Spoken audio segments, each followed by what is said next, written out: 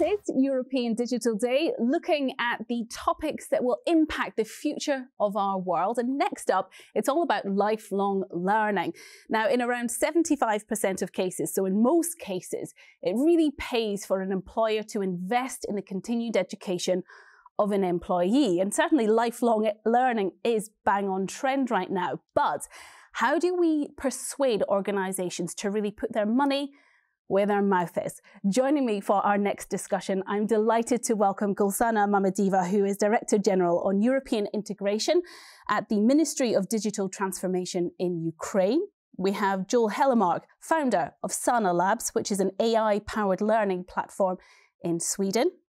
Mark Seeger is CEO of Polpharma Group, which is one of the leading pharma groups in Central Eastern Europe, and Patrick Warnking, who is the country manager for Google in Switzerland. A very warm welcome to all of you. I'm going to start off with a very direct question to you, Joel, because as I said, this is a bang on trend topic right now. Everyone can understand the benefits of lifelong learning. It's certainly a nice to have, but does it really matter? Of course, I think what we're seeing now with the half-life of skills of 5 years, and for more technical skills, 2 to 3 years, upskilling and reskilling has never been more important. And it's quite worrying that we will have to upskill over 50% of the global workforce, but we don't really have the tools to do that. So much of the tools that we have for learning was built more for compliance use cases and sort of have these Windows 95-esque interfaces. So what we need now is a new generation of intelligent, predictive tools that can create entirely personalized learning experiences. I think the status quo of learning and upskilling is a bit like the status quo of the internet before Google arrived. We have this sort of disparate resources spread all over the web, and we need someone to organize that and make it relevant to us and serve up the right content in the right way at the right time. And that's something, of course, we're hugely passionate about driving at Sana Labs. And Marcus, how has your company benefited from lifelong learning? How much emphasis do you put on that?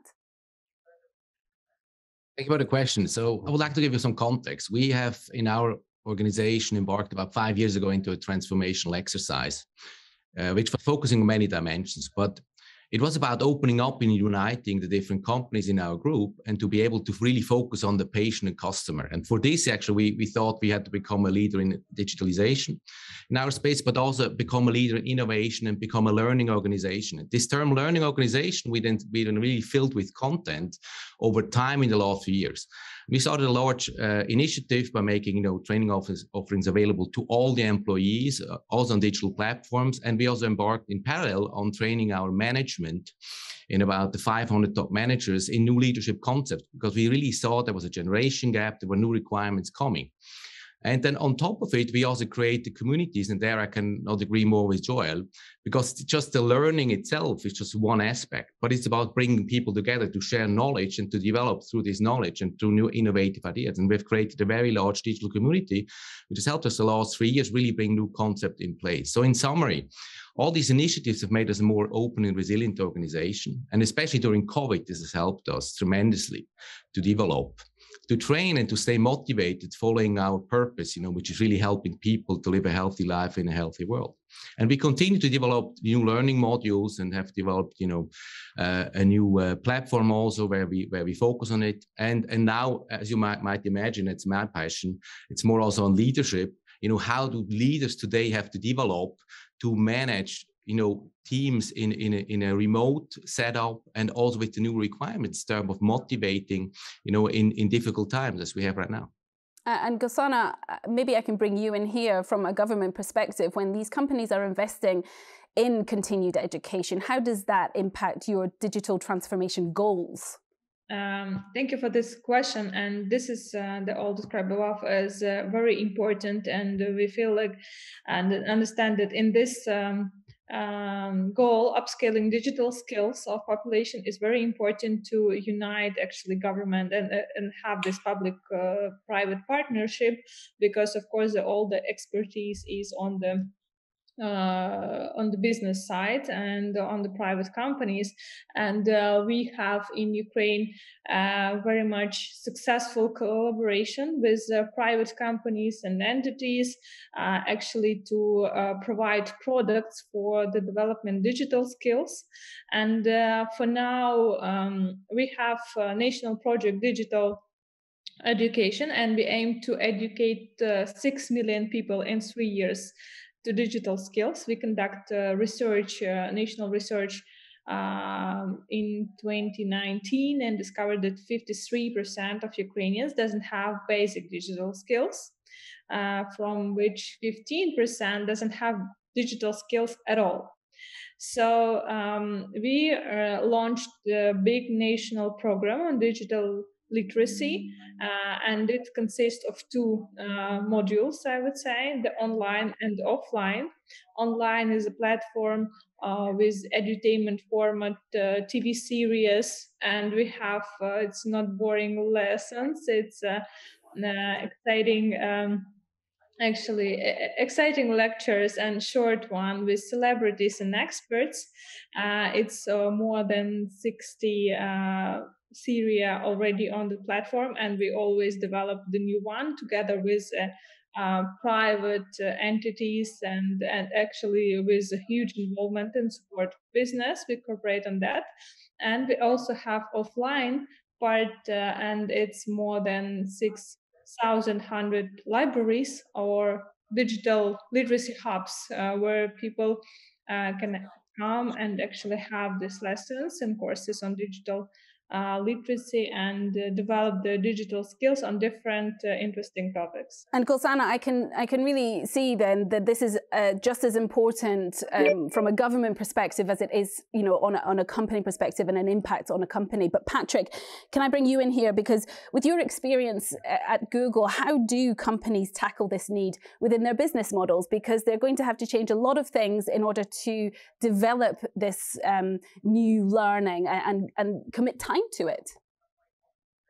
Good morning. Yes, first of all, it's about the value for the customers. And companies hopefully already today focus very much on bringing the best value to their customers, for existing customers, for new customers. We have seen over the last 2 years how that evolved in customer interaction and how important digital has become. So digital has to be a core part.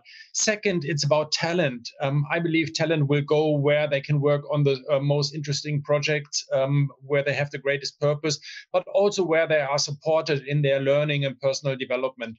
And thirdly, that's to the management actually and to the managers. I think they have the responsibility not only to come up with personal development support and great tools, like Joel mentioned, new tools, but also giving their colleagues and employees time to do it. I think that is one of the biggest hurdles. You need to free up time in the normal working day of a colleague or employee that they can invest in new learning. But how does a business adapt their business model to accommodate this? I think if you are convinced that the best innovation for your customers will make your business successful, you should incorporate this lifelong learning into your business model and investing, and rather spend now, let's say, 10% of your time in learning rather than in productivity today to be successful in the future. So it's a trade-off, being successful today versus being successful long-term for me. Let me ask all of you a question at this point. How much time per day, per week, per year do you spend on learning, further education? Patrick? I try to spend 4 hours a week, half a day, actually, and I try to have a written personal development plan for all colleagues and myself on know-how, skills, and leadership and coaching. Joel, how about you? 4 hours a week, does that sound like an average time? I think that sounds very stellar, actually. Most people probably spend significantly less, but I think the lines are blurring as well, especially as we start thinking about learning in the flow of work. If you're an engineer, you're probably spending 2-3 hours a day almost learning new frameworks and so on. And I think that's going to be we're going to see more and more of that, more ubiquitous learning, where the lines are blurred and we don't really know when we're learning or applying the knowledge, sort of ubiquitously integrated into our daily work. Whereas previously it's been quite separated. But I probably, I try to spend maybe like 30 minutes a day on more focused learning, but then it's quite integrated across the day as well. It's very interesting because as a journalist, I learn almost every day because I'm always reading newspapers and learning about new topics and researching different topics as well. And so it's not very conscious for me. Marcus, what about you? I think you actually mentioned an interesting concept. What is actually lifelong learning, right? Is it really just related to the job? And I think in my personal case, I think it's more related to my personal development also, right? And I have these topics which fascinate me, being basically, leadership, being also happiness in its content, purpose, all these, motivation in general. So I really try to focus on these areas which are not directly related to what I'm doing, but I also try to learn always a new language. I tried 3 years with Polish, and now I'm starting with a new language again. Also with with an online tool, digital bubble. To really go into it and have my brain not only focused in my personal development on the job itself, which is, as we all know, quite consuming or can be quite consuming. But I think it's also about 30 minutes. Yeah. Oh, okay, about 30 minutes. Gulsana, how about you? Yeah, this is actually hard to say because in our work we have also the research analysis and always have a lot of information and the new things to know because we have to be like ahead. What is going on? But I also very agree with what Marcus said. It's also, in my view, important not focus on just in professional development learning, but also have for example, leadership and coaching skill lessons, yes, and also teaching about happiness and I would say hacking the body and biology and how actually our health working and etc. And I think it's also very important with the current pandemic situation because as you know it's taken knowledge actually to have a vaccine, I would say, yes. And this is also important to go through and have this skills to understand what is correct, what is true, what is disinformation. So this is also important side of the learning. So there's obviously a huge potential out there, but Joel, where is the drive coming from? Is it coming from company leadership recognizing that there are new ways to upskill their employees? Or is it that employees are telling their leaders that they want to build up new skills, or perhaps it's a combination of both? Yeah, I think to Patrick's point, it's coming equally from the teams that are saying, in order to really retain talent, they expect the companies to be driving the learning. And I think more and more what we're seeing is that companies are taking the roles of universities. If we're now going to be significantly reskilling every 5 to 10 years, the companies would probably take that role. And I think that's going to be interesting. If you take one example, like self-driving cars, I expect Tesla to be one of the largest academies in the world on developing self-driving cars engineers. Or if you take something like design, Apple has actually been very well known to take designers straight out of high school and then teach them on the job. Are you telling me that universities may become obsolete in the future? I did not say that. Yeah, no, maybe. I mean, I'm more. I think the companies and industry will take a bigger role in this, and universities will definitely not look like they do today. There's a lot of inefficiencies in a university. It's like a lot of real estate, the faculty that's limited to anyone who could sort of lives in close proximity. So it will definitely look significantly different. And I don't know if we'll call it universities at that point. But I think increasingly companies will become the de facto universities for talent.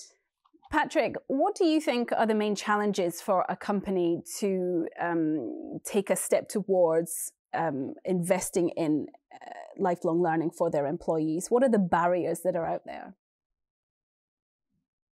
I think they need to invest time, and that's why I put out the 10%. Of course, I agree with all of you to learn continuously all the time, but you need to be also explicit about the goals and that it is okay to take the time also to close your inbox and all your devices and really focus on learning.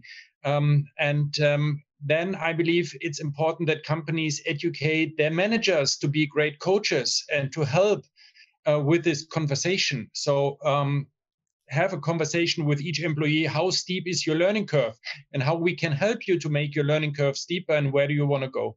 Is this maybe where, Gulsana, the governments can come in to incentivize learning for companies, to ensure that companies, the startups that don't have so much capital, can actually afford to invest in their employees?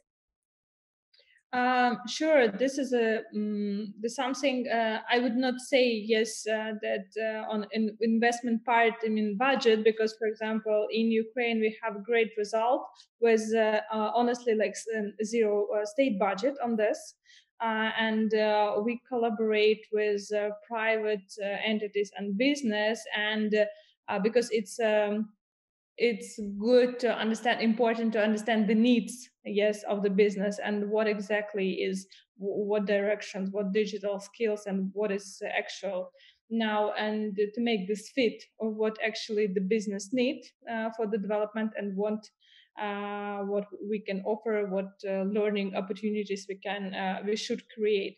So this is, I would say, the circle between the government, private entities, and actually the person, the citizen. And we always have to listen each other, what are the needs, what are the requests, and it is important to be really fast in this, because situation is changing and so much information nowadays.